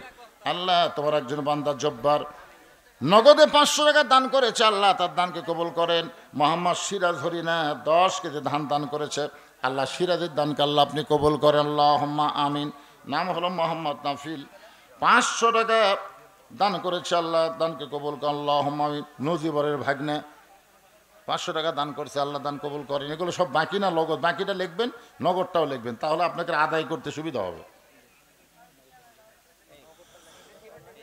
হ্যাঁ, সিমেন্ট যারা দেবেন, সিমেন্ট লাগবে। যদি মনে করেন যে আল্লাহর ঘরের জন্য সিমেন্ট দেবো, আল্লাহর ঘর দুনিয়াতে যে তৈরি করে আল্লাহ তাকে জান্নাতে একটা ঘর বানায় দেয়। মা বোনদের মধ্যে যাবেন আদায় করতে, আমার মায়েরাও দান করবে। আগামী জুমার দিনে জুমার নামাজে আজান দেওয়ার সঙ্গে সঙ্গে যেই মুসল্লি মসজিদের মধ্যে পা দেবে তাকে জিজ্ঞাসা করলেই জানতে পারবে এত বড় জান্নাত আল্লাহর বান্দারা কেমনে দেখবে। মনে আছে না ভুলে গেছেন? ভুলে গেছেন? হ্যাঁ, যে জিবরাইল দেখলো দুনিয়ার 1 বছরে কয় আনা দেখছে? 1 আনা। আর 16 আনা জান্নাত বান্দারা দেখবে কেমনে? ফেরেশতা জিবরাইল মনের মধ্যে প্রশ্ন, 600 ফাঁকা দেউড়াল দিয়ে 1 বছরে যদি 1 আনা দেখি, তাহলে 16 আনা জান্নাতে হেঁটে হেঁটে বান্দারা কেমনে দেখবে? এই নিয়ে তার মনের মধ্যে যখন দ্বন্দ্ব, আল্লাহ কয় জিবরাইল কেমনে দেখবে যদি জানবার চাও, আগামী জুমার দিনে আজান দেওয়ার সঙ্গে সঙ্গে যেই মুসল্লি মসজিদে পা দিবে তাকে জিজ্ঞাসা করলেই জানতে পারবে এত বড় জান্নাত আল্লাহর বান্দারা কেমনে দেখবে। ভুলে গেছেন? আমাকে জান্নাত আছে না নাই? ছোট না বড়? কত বড়? হ্যাঁ, ভাইজান সেই জান্নাতের মালিক হবেন। আপনার মনে করতেছেন হেলিকপ্টার নাই, লাগবে না, রকেট লাগবে না, বিমান লাগবে না। আল্লাহ তাআলা একটা শক্তিশালী, যালিকা ফাদলুল্লাহ ইউতিহি মান ইয়াশা আল্লাহু যুল ফাদলিল আযীম। যখন বললেন আমার হুদহুদ পাখি কোথায়, বহু ঘটনা, সুলাইমানের ঘটনা, আমি ঘটনা বলতেছি না। এক সময় সুলাইমান নবী বললেন, হাজার হাজার মাইল দূরে বিলকিস রানীর সিংহাসন আমার রাজ দরবারে কে হাজির করে দিবা? কোরআন শরীফের মধ্যে বলেছেন কালা ইফরিতু মিনাল জিন, ইফরিত নামে একজন জিন বলল, জাহাপন আপনি যদি চান বিলকিস রানীর সিংহাসন আপনার দরবারে হাজির হবে। সুলাইমান নবী বলেন কত সময় লাগবে? বলে বেশি সময় লাগবে না, আপনি সিংহাসন থেকে উঠবেন আর বসবেন, এরই মধ্যেই বিলকিস রানীর সিংহাসন হাজার হাজার মাইল দূর থেকে আপনার সামনে হাজির হবে। সুলাইমান নবী চমকে গিয়ে বললেন, এত তাড়াতাড়ি হাজার হাজার মাইল দূরে সিংহাসনে হাজির হবে? সমস্ত মানুষ যখন জিনের প্রশংসা করতেছে, আল্লাহ জিনকে কত শক্তি দিল, এমন সময় মানুষের মধ্যে একজন আসহাব ইবনে বারখিয়া, সে বলল, উঠতে বসতে তো অনেক সময়, ওগো নবী খালি চোখ বন্ধ করবেন আর খুলবেন, এর পূর্বেই বিলকিস রানীর সিংহাসন আপনার সামনে হাজির হয়ে যাবে। ধরে কারণ সুবহানাল্লাহ। সুলাইমান নবী বললেন, আসহাব ইবনে বারখিয়া এত বড় ক্ষমতা তুমি কেমনে পাইলে? বলে আমি পাইনি, আল্লাহ আমাকে দিছে। ধরে কারণ সুবহানাল্লাহ। কোরআনে আল্লাহ আয়াত নাজিল করে বললেন, যালিকা ফাদলুল্লাহি ইউতিহি মান ইয়াশা ওয়াল্লাহু যুল ফাদলিল আযীম। হযরত বেলাল যখন জুমার নামাজের আজান দেয়, ফরহাদ আলী 5 বস্তা সিমেন্ট দান করেছে, ফরহাদ আলীর দানকে আল্লাহ আপনি কবুল করেন। মাহবুব রহমান 1 বস্তা সিমেন্ট দান করছে, আল্লাহ কবুল করেন। মিঠু 2 বস্তা সিমেন্ট দান করছে, আল্লাহ কবুল করেন। শাহজাহান হরিণ 1 বস্তা সিমেন্ট দান করছে, আল্লাহ কবুল করেন। আব্দুল খালেক 1 বস্তা সিমেন্ট দান করছে, আল্লাহ সকলের দানকে আল্লাহ আপনি কবুল করেন। যারা নিয়ত করে দান করছে, আল্লাহ সকলের নেক নিয়ত নেক আশাকে আপনি কবুল করেন। হযরত বেলাল যখন জুমার নামাজে আজান দেয়, ফেরেশতা জিবরাইল দাহিয়াতুল কালবি সাহাবীর চেহারায় মসজিদের দরজার পাশে লুকে আছে। কে সর্বপ্রথম পা দেয়? আল্লাহর ঘর মসজিদ নববীতে। ধরে কোন সুবহানাল্লাহ। কোন সাহাবীর চেহারায়? দাহিয়াতুল কালবি সাহাবীর চেহারায় জিবরাইল দরজার ফাঁকে লুকে আছে। সর্বপ্রথম যেই বান্দা হযরত বেলাল আজান দেওয়ার সঙ্গে সঙ্গে মসজিদে পা দিল, তার নাম হলো আবু বকর সিদ্দিক। দাহিয়াতুল কালবির চেহারা। জিবরাইল বলেন, আবু বকর ভাই আপনি কি বলতে পারবেন এই মুহূর্তে জিবরাইল কোন জায়গায়? আবু বকর রাদিয়াল্লাহু বললেন, আমি আল্লাহর ঘরে আসি ফেরেশতা পাওয়ার জন্য না, জিবরাইল খোঁজার জন্য না, আমি আমার আল্লাহ পাওয়ার আশায়। ধরে কোন সুবহানাল্লাহ। দাহিয়াতুল কালবি সাহাবীর চেহারায় জিবরাইল বলতেছে, আবু বকর ভাই আপনি কি বলতে পারবেন এই মুহূর্তে ফেরেশতা জিবরাইল কোন জায়গায়? আবু বকর বলতেছে, তুই কি মনে করিস আমি ফেরেশতা খুঁজবে আসি? আমি আসি আল্লাহর খোঁজে। দাইয়াতুল কালবির চেহারায় যখন আবার বললেন, আবু বকর ভাই আপনি কি বলতে পারবেন এই মুহূর্তে জিবরাইল কোন জায়গায়? সঙ্গে সঙ্গে আবু বকরকে চমক দিয়ে উঠলেন, চমকে উঠলেন। একই কথা দুইবার আবু বকরের সামনে কেউ বলে না। রাসূল বলেছেন, আমরা আবু বকরের মতন সভ্য ভদ্র নম্র সাহাবী এমন ভালো মানুষ কিয়ামত পর্যন্ত আর হবে না। জোরে কর না সুবহানাল্লাহ। একই কথা কয়বার কছে? সঙ্গে সঙ্গে আবু বকর চুম করে বলতেছে, চোখ বন্ধ করে মুচকি মুচকি হাসতেছে। জিবরাইল বলে, চোখ বন্ধ করে হাসেন কেন? বলে, তুই না জিবরাইল। জিবরাইল চমকে বলল, আমি জিবরাইল। কেমনে বুঝলেন? আবু বকর বলে, চোখ বন্ধ করে 7 আসমান খুঁজে দেখলাম জিবরাইল নাই। চোখ বন্ধ করে তাহা তো সারা 7টা জমিন খুঁজে দেখলাম জিবরাইল নাই। ডানে দেখলাম, বামে দেখলাম, পিছনে দেখলাম, জিবরাইল নাই। তুই আল্লাহর ফেরেশতা জিবরাইল। সঙ্গে সঙ্গে জিবরাইল আল্লাহু আকবার। আল্লাহ বলে, জিবরাইল তাকবীর দিলা কেন? জিবরাইল বলতেছে, আল্লাহ চোখ বন্ধ করার সঙ্গে সঙ্গে 7 আসমান 7 জমিন যে খুঁজে পায় তার জন্য জান্নাত দেখা কোনো ব্যাপার না। জোরে কর না সুবহানাল্লাহ। এই ক্ষমতা আল্লাহ মানুষকে দিছে, ফেরেশতাকে দেয়নি। আল ইনসানু আশরাফুল মখলুকাত। সন্তানের মা, আব্দুল মান্নানের মা 1 বস্তা সিমেন্ট দান করেছে। আল্লাহ দানকে কবুল করেন। মুস্তাকিম 500 টাকা দোয়া চাইছে। সানোয়ারের স্ত্রী 1 বস্তা সিমেন্ট দান করেছে, আল্লাহ কবুল করে। মুস্তাকিম 500 টাকা দোয়া চাইছে, আল্লাহ কবুল করেন। নাম হলো রাশেদ, একজন মা আমার 1 বস্তা সিমেন্ট দান করছে। ফয়সাল 1 বস্তা সিমেন্ট দান করছে, আল্লাহ কবুল করেন। জসিম আলী 1000 টাকা বাকিতে দান করেছে। আল্লাহ সকলের দানকে আল্লাহ আপনি কবুল করেন। সবাই একটু সাইডে বসেন, ইস্তেগফার পড়ো। আস্তাগফিরুল্লাহ রব্বি মিন কুল্লি জামমি ওয়া তুবু ইলাইহি। আস্তাগফিরুল্লাহ রব্বি মিন কুল্লি জামমি ওয়া তুবু ইলাইহি। লা হাওলা ওয়ালা কুওয়াতা ইল্লা বিল্লাহিল আলিয়্যিল আযীম। আল্লাহুম্মা সাল্লি আলা মুহাম্মাদ ওয়া আলা আলি মুহাম্মাদ কামা সাল্লাইতা আলা ইব্রাহিম ওয়া আলা আলি ইব্রাহিম ইন্নাকা হামিদুম মাজিদ। আল্লাহুম্মা বারিক আলা মুহাম্মাদ ওয়া আলা আলি মুহাম্মাদ কামা বারাকতা আলা ইব্রাহিম ওয়া আলা আলি ইব্রাহিম ইন্নাকা হামিদুম মাজিদ। ভাইজান, আপনাদের সিংড়াতে কিছু কিছু মাহফিলে মোনাজাতের আগে তবরক দেয়। আমি আজকে বলতেছি, মোনাজাতের দাম বেশি না তবরকের দাম বেশি? আবার অনেক সময় মোনাজাত চলাকালীন তবরক দেয়। আমরা যখন হাত তুলি, খুব খেয়াল করবেন, আমরা কিন্তু জাত তার কাছে হাত তুলি না, আমরা হাত পাতাইছি কার কাছে? আপনার বলেন তো, তার সব কিছু দেওয়ার ক্ষমতা আছে না নাই? ওই সময় 1 টোপলা পোলা যখন দিল, আপনার মন যদি আল্লাহর দিকে না থাকে, পোলার দিকে যায়, তখন মোনাজাত কবুল হবে? এখন হবে? মোনাজাত হলো সবচাইতে দামি গুরুত্বপূর্ণ ইবাদত। আর দোয়া মুখল ইবাদাহ। দোয়া হচ্ছে সমস্ত ইবাদতের মাথা। আপনার যে হাত তুলে মোনাজাত করে, কি তুই মুই একটা জিনিস? কার কাছে হাত তুলছেন এইটা খেয়াল করবেন। আর এরই মধ্যে তবারক দিলে যদি ওই দিকে মন যায়, কি হবে? এই জন্যে মোনাজাতের পরে আপনাকে হইচই করবেন, একজন কি 2 টোপলা নেবেন? 1 টোপলা করে নেবেন, তার মধ্যে তাবার রুক মানে কি বরকতের খাবার। মানুষ মারা গেলে কি বলতে হবে দয়া করে জানাবেন। মানুষ মারা গেলে কি বলতে হবে? যেটা বলতেছেন সেটাই বলবেন। আবার নতুন করে কি বলে ফেতনা শুরু করবেন? না, আমি বললাম এটা কি শুধু মানুষ মরার আয়াত? এটাই এতক্ষণ ধরে আপনি কি বুঝলেন? এটা হলো বিপদ আপদ।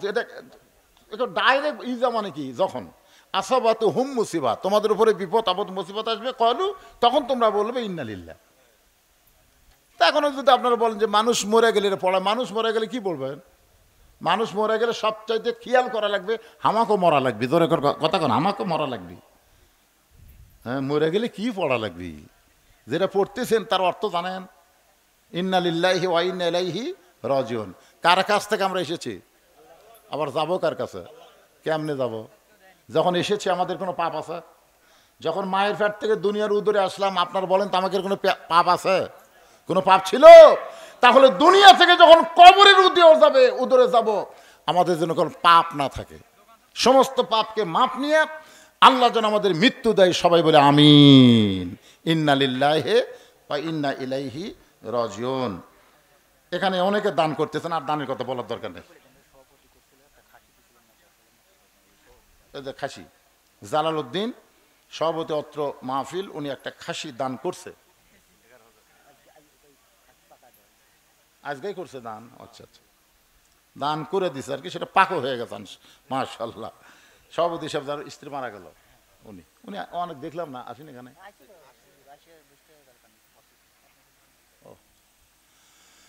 চান্স থাকলে আবার বিয়ে করবেন, অসুবিধা নাই, না যদি চান্স থাকে, আর যদি না থাকে করবেন না, ধৈর্য ধারণ করবেন। একাব্বর সূর্যপুর থেকে উনি 500 টাকা দান করছে, আল্লাহ দানকে কবুল করেন। আসাদুল সূর্যপুর বাকি 500 টাকা দান করছে, আল্লাহ দান কবুল করেন। আল্লাহ যাদের নাম বললাম না, সকলের দানকে আল্লাহ আপনি কবুল করেন, সকলে বলে আল্লাহুম্মা আমিন। আস্তাগফিরুল্লাহ আল্লাযী লা ইলাহা ইল্লা হুয়াল হাইয়ুল কাইয়্যুম ওয়া তুবু ইলাইহি। যারা বাহিরে আছেন, আপনারা তো মুসলমানের মধ্যেই, ভিতরে আসেন, ওই দরজার উপর থাকে কি হবে, ভিতরে আসেন, সবাই ভিতরে আসেন। আর যারা তাবারক দিবেন, আপনারা তাবারক নিয়ে ভিতরে আসেন। যারা তাবারক নেবে হইচই করবে না, 1 টোপলার বেশি 2 টোপলার নিবেও না। আপনার যদি দেন বেশি করে তাহলে নিবে, তাছাড়া নিবে না। এরকম অধৈর্য বেশি নেওয়ার মানুষ আজকের মাহফিলে কেউ নাই। তার মধ্যে আমাদের আল্লাহর একজন বান্দি দুনিয়া থেকে বিদায় নিয়েছে, আমাদের যাওয়া লাগবে খামাকা। কিসের দুনিয়া, মিশে মায়াই বন্দি থাইকা করলাম কত খেলা, পশ্চিমে তাকিয়া দেখো তোমার ডুইবা গেছে বেলা। আল্লাহুম্মা আমিন। আল্লাহুম্মা আনতাস সালাম ওয়া মিনকাস সালাম, তাবারাকতা ইয়া যাল জালালি ওয়াল ইকরাম। আয় আল্লাহ তাআলা, মাগরিবের নামাজের পর থেকে রাত 1টা পার হয়ে গেছে, দীর্ঘ সময় পর্যন্ত তোমার বান্দা বান্দিরা আরামের বাড়ি ঘুমকে বাদ দিয়া কোরআন হাদিসের মহব্বত কলিজাই নিয়ে এই জান্নাতের বাগানে বসে বসে আলোচনা শোনার শেষে আমি গুনাহগারের সঙ্গে রহমতের দরজায় ফকির হয়ে দোকানে হাত তুলেছে। মেহেরবানি করে আজকের মাহফিল আমাদের সকলের হেদায়েতের জন্যে, নাজাতের জন্যে, জান্নাতের জন্যে কবুল করো আল্লাহ। এই মাহফিলের শুরু থেকে শেষ পর্যন্ত যত আলোচনা হয়েছে, ত্রুটি বিচ্যুতি ভুল হয়ে গেলে মাফ করে হাদিয়া মঞ্জুর করো। সোনার মদিনায় নবী পাকের রওজা মুবারক আল্লাহ কবুল করে নাও। তামাম আম্বিয়াই কেরাম, আসহাবে কেরাম, তাবিনী কেরাম, তাবা তাবিনী কেরাম, তামাম পৃথিবীর মাটির নিচে যত মুমিন মুমিনাত শুয়ে আছে আল্লাহ, সকলের আরওয়াহ পরে হাদিয়া কবুল করো আল্লাহ।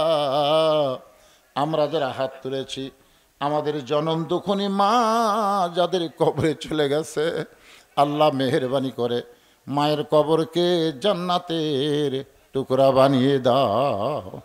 আমরা যারা হাত তুলেছি, আমাদের দদর বাবা যাদের অন্ধকার কবরে চলে গেছে, আল্লাহ মেহেরবানি করে বাবার কবরকে জান্নাতের টুকরা বানিয়ে দাও। আমাদের কারো সন্তান, কারো দাদা দাদি, এমনকি আজকে একজনের বিবি, একজনের মা দুনিয়া থেকে চলে গেল, আল্লাহ নতুন কবর দেওয়া হলো বলে দাঁড়িগরস্থানে, আল্লাহ আমার সে মায়ের কবরকে জান্নাতের টুকরা কবুল করে নাও আল্লাহ। যারা কষ্ট করে মেহনত করে আল্লাহ এত সুন্দর আয়োজন করেছে আল্লাহ, আল্লাহ তাদের আয়োজনকে জান্নাতের বিনিময় হিসেবে কবুল করে নাও। নগদে বাকিতে আজকে অনেক টাকা দান করেছে আল্লাহ, আল্লাহ কেউ 10টা টাকা হলেও তো দান করেছে আল্লাহ, সকলের দানগুলোকে জান্নাতের বিনিময় হিসেবে কবুল করে নাও আল্লাহ। আল্লাহ ফিলিস্তিনের মুসলমানকে হেফাজত করো, যারা জীবন দিয়েছে শাহাদতের মর্যাদা দান করো। আহত অবস্থায় যারা হাসপাতালে আছে তাদেরকে সুস্থতার নিয়ামত দান করো। আমরা যারা হাত তুলেছি আল্লাহ, কে কোন নিয়তে হাত তুলেছি, সকলের নেক নিয়ত নেক আশাকে তুমি কবুল করো। পর্দার অন্তরালে আমার মা বোনেরা বসে বসে আলোচনা শুনতেছে আল্লাহ, তাদের সকলকে পর্দানিশি কবুল করো আল্লাহ।